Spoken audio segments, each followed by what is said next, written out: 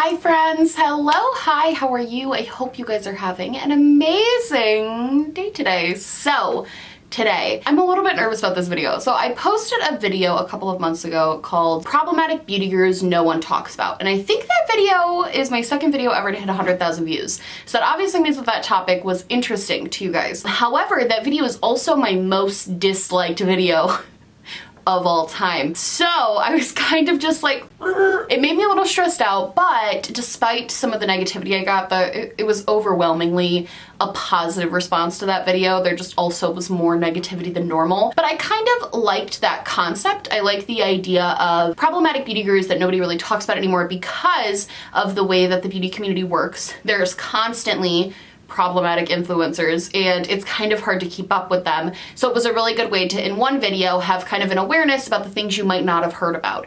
So that got me thinking about this idea, which is problematic makeup brands that nobody talks about. I feel like whenever I do a video where I talk about makeup brands or makeup companies, I'll say something, I'll be like, oh, because you know, I can't really support Lime Crime because, you know, everything with them. And I inevitably get about 20 to 30 comments of people saying, what's the tea with Lime Crime? I have no idea what happened with Lime Crime. Can somebody fill me in? And it gets me thinking, like, it's no wonder people can't keep track of problematic things that brands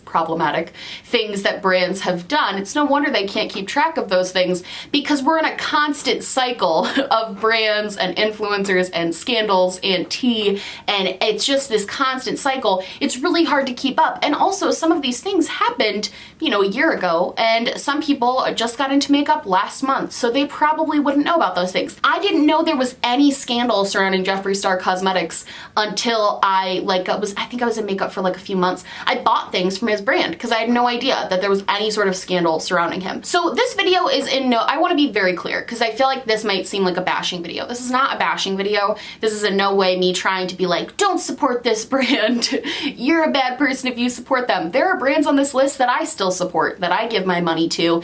It's kind of just about your personal preferences when it comes to makeup brands, and I've always thought that. I think because I am a person who has a platform, I definitely think more critically about the makeup I put on my channel than I think average people, average makeup wearers would need to. Because at the end of the day, my voice can influence other people to spend money where you just going and buying like Kat Von D at Sephora. That's just your money. Like, do what you want with it. You know what I mean? But I am in no way saying that these brands should be canceled. I'm in no way saying never buy their products again. More, I just want to start the conversation and have it kind of in one video of these are brands that did some shady stuff that I think is really shady and I think people should know about so they can be informed consumers.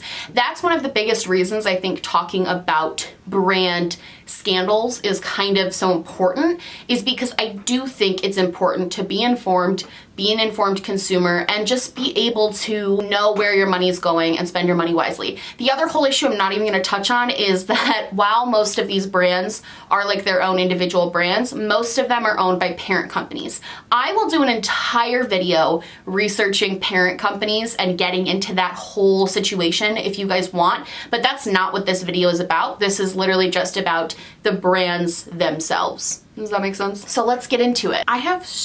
This is a side note, I have so many Google Docs because every time I make a video like this, I make a Google Doc so I can like write everything down and I don't ever delete them. So I have like literally 500 Google Docs of like videos I never even filmed or haven't filmed yet and videos it's just funny. So let's start with a brand that I think a lot of people, if you haven't been in the makeup game for a while, might not fully comprehend the tea with Morphe. So let's just break it down. And I don't feel like it's really talked anymore, but to me, Morphe is like the OG shadiest company ever. Like, they are the people who essentially, I'll get into it. So Morphe, if you don't know, they're a brand.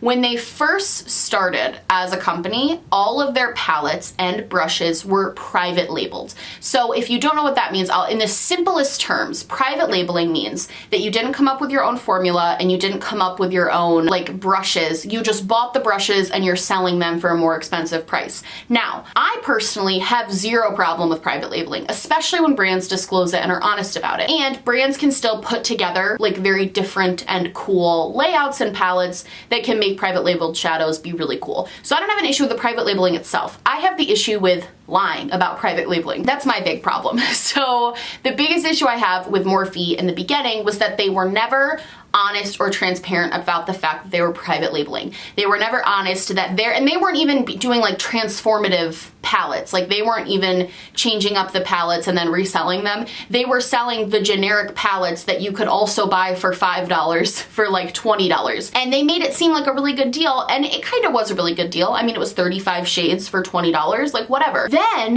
Morphe started getting into influencer marketing. And I think I could like safely say that Morphe is one of the biggest reasons that the beauty community is the way that it is today. I think Morphe was a driving force, and how brands have inserted themselves into the beauty community. I think Morphe is a leading cause in that, personally. Morphe were some of the first people, besides I think like Gerard Cosmetics and Makeup Geek also had affiliates. It was not as shady as Morphe. Morphe had these like Morphe babes, and if you had a Morphe code, you were known as like a Morphe babe. And in the beginning, it was like, I know it was like Jaclyn Hill, Manny MUA had one, James Charles, use code James for 10% off, like that whole thing, right? But the thing that I think a lot of people might not now know was back then when all of that started, when the Morphe shilling, as I like to call it, when that started, nobody knew or was informed that Morphe affiliates were making money off of those Morphe codes. And I know a lot of people are like, well, wasn't it obvious?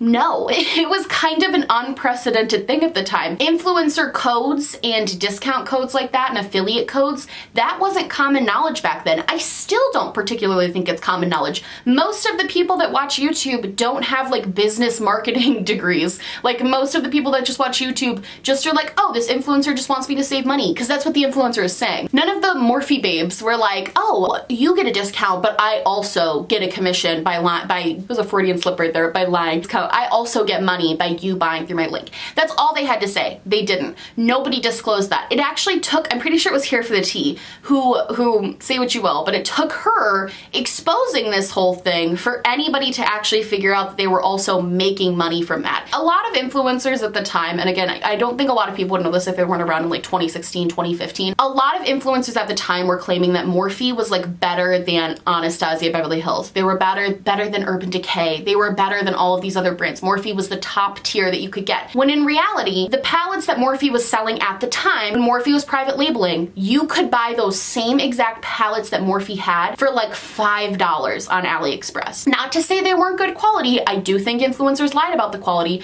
but not to say they weren't decent, but you could buy the same exact palette for $5 instead of $21.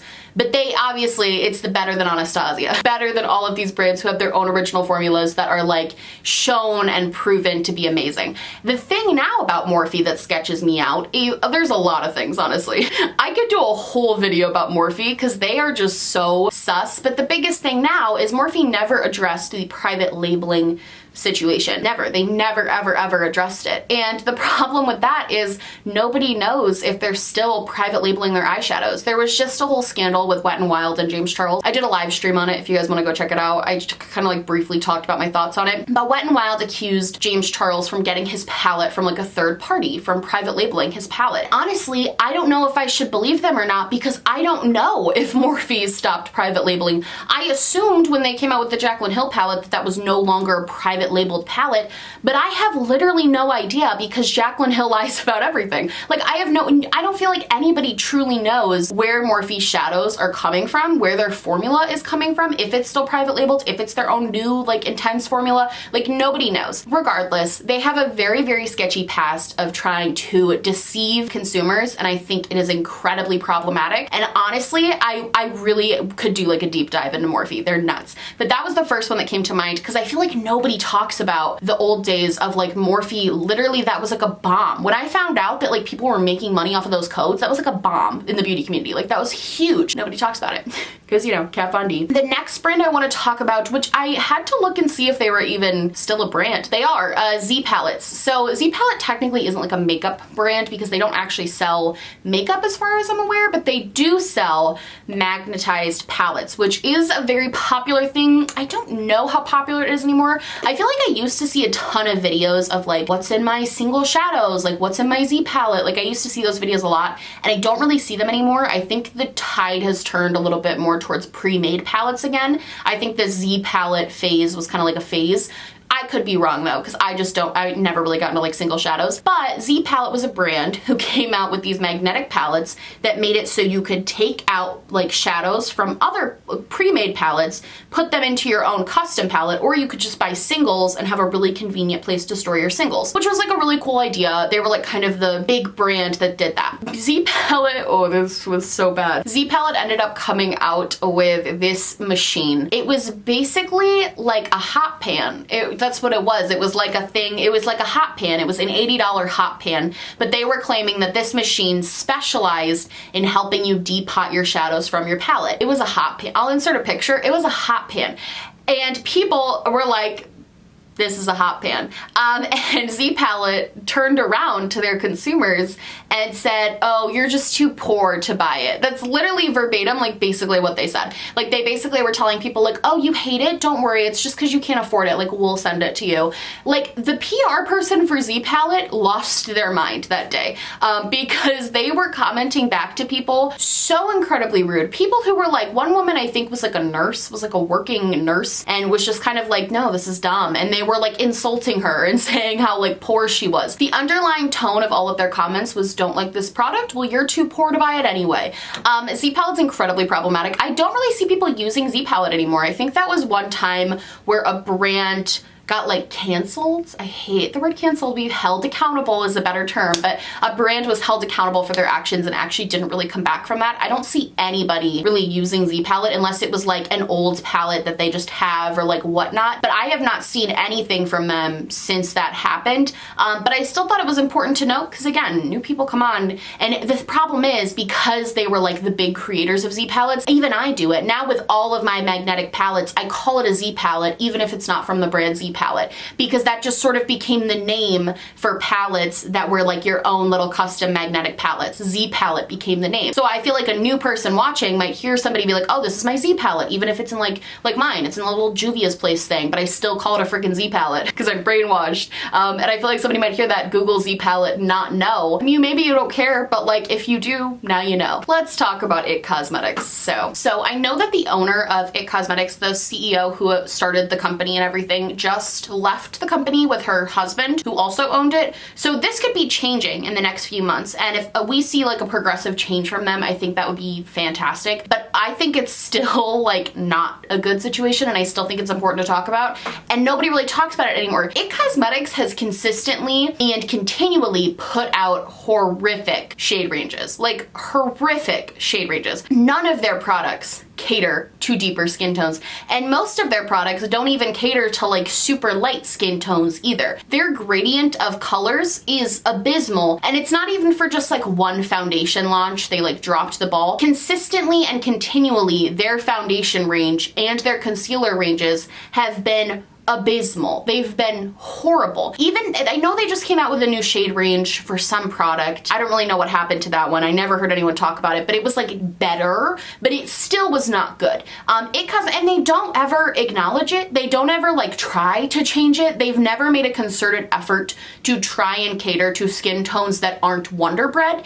And to me, I think, and this is probably, you could say this about a lot of brands, but I think IT Cosmetics is the biggest offender when it comes to this, because like I said, it wasn't just one launch where they like really dropped the ball. It's continually over the course of their entire 11 years being a brand. They have never once put out a product that has catered to deeper or super fair skin tones. Not once. Not once. A lot of people say it's because they put SPF in their foundations. Just come out with a freaking sunscreen that you can put under your makeup and then also come out with products that cater. That's like a net profit for you guys. Like, why wouldn't you just come out, whatever. I think the problem with IT Cosmetics for me is just that because it's been continual and there's been no sign of change, no acknowledgement of the fact that it's a problem, like that's an issue for me. While I'm on the topic of foundation ranges and concealer ranges, I will say I don't think you can talk about things like IT Cosmetics without also talking about all of the more luxury brands that have never even tried to cater to deeper skin tones. Givenchy just came out with a new foundation and the shade range was just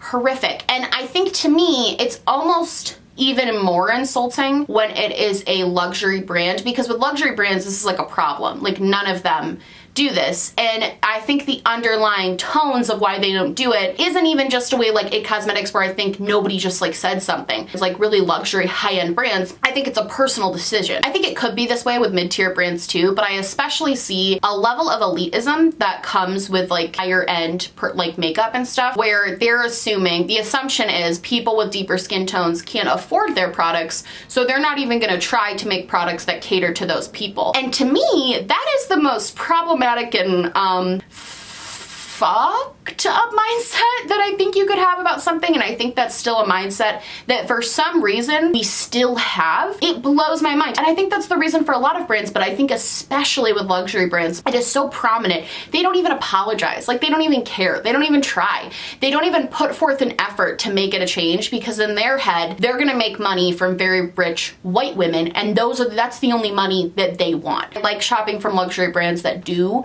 at least try to cater to deeper skin tones, try to like break down a little bit of that elitism. Like, I think Pat McGrath and Natasha Denona are really good examples of brands that try to come out with more affordable product. Both of their foundation lines are fantastic. They at least give an effort to not being so elitist and racist, and I think other brands do not make that effort, and I think that's just so problematic, and nobody ever talks about the like underlying systemic racism that is the reason for that, and it just will never not bother me. You can call me fake woke all you want.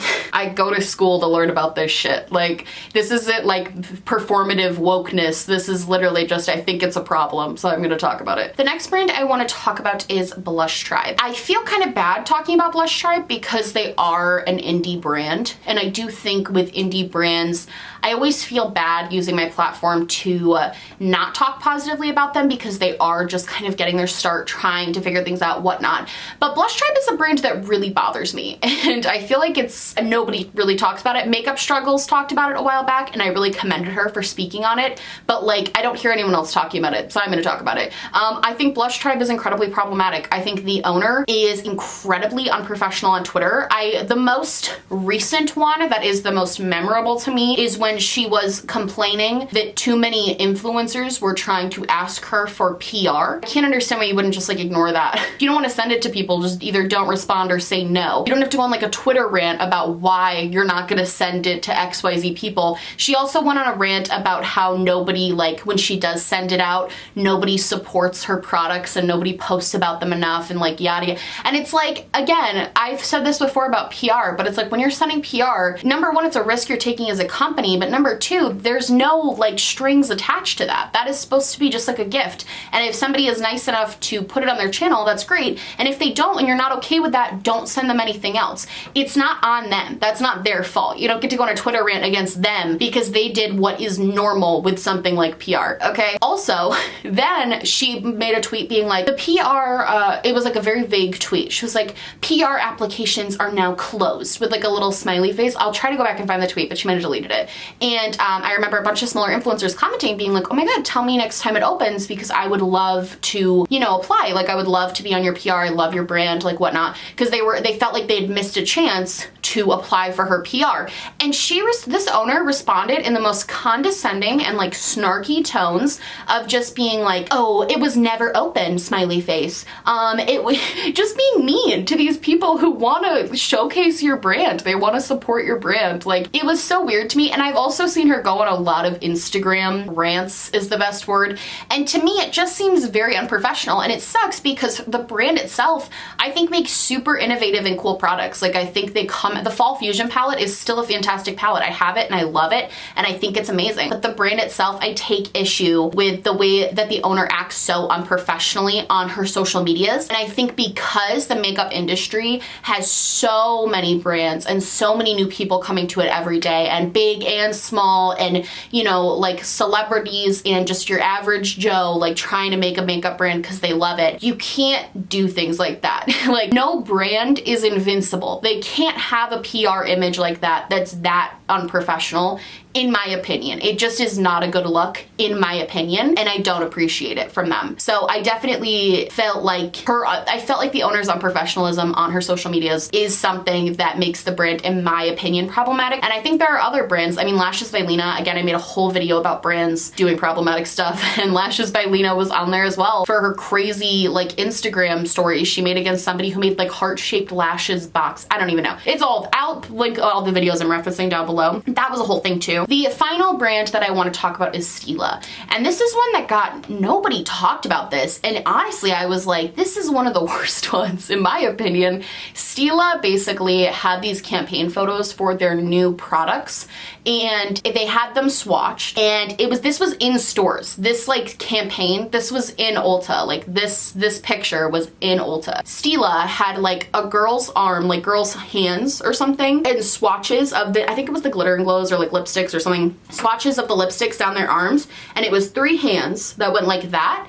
And instead of hiring a light-skinned model, a deep-skinned model, and a medium-skinned model so they could show it on all different skin tones, Stila just hired a white model and then photoshopped her arm, the white arm, to be a deeper skin tone and an even deeper skin tone. Instead of just hiring a black model, instead of hiring a medium skin toned model, they just used Photoshop and only had a white model. And it wasn't even, like, what has to be going through your head as a brand? It's not like you're a rich brand. Like, you have the money to just hire the freaking models to do the campaign correctly.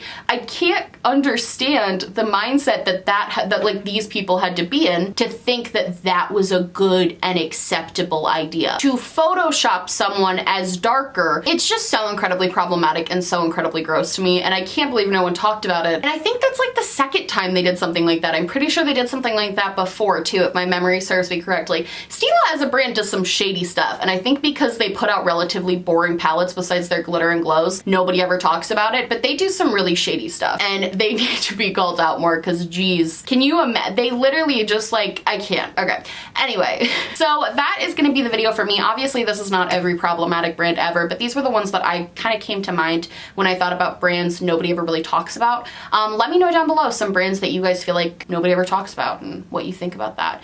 Yeah. I love you guys so much. I hope you liked this video. If you did, please like and subscribe, or just like, or just subscribe, or do neither. Honestly, you're so happy you're watching me. Thank you so much for being here. My merch, I'm wearing it.